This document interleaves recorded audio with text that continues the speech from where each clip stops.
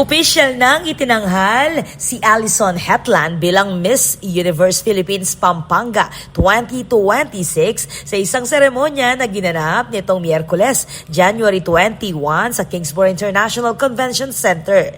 Si Hetland, ang kasalukuyang mutya ng Kapampangan 2025, ang napiling kumatawan sa lalawigan sa pambansang entablado ng Miss Universe Philippines. Ayon kay Provincial Director Kakay Muñoz, ito ang kauna-unahang pagkakataon na direktang nagtalaga ang Pampanga franchise ng delegado para sa national competition na layong pumili ng kandidatang tunay na kumakatawan sa tatag at pamana ng mga Kapampangan. Well, we're very confident that Allison Hetland would be able to represent, syempre, yung kiyakatamong Lugi da Balen, probinsya Kapampangan, King Miss Universe pageant.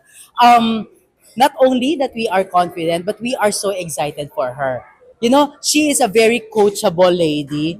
And the moment that we saw her, her values, intellect, character niya, all aligned. All what makes a real winner. Not only in the pageant stage, but also in life. Nagpakita din ng suporta dito ang Angeles City Tourism Office.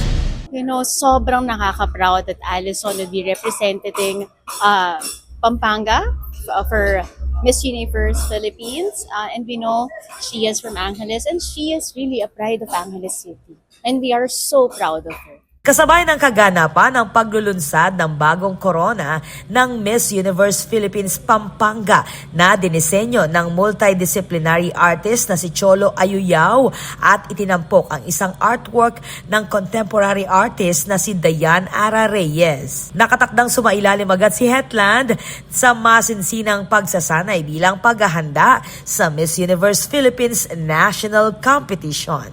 Allison Hetland, Miss Universe Philippines, Pampanga! Ako po, Patricia Mamangon para King News Force Pampanga. Balitang tutuking Balen, susuyo.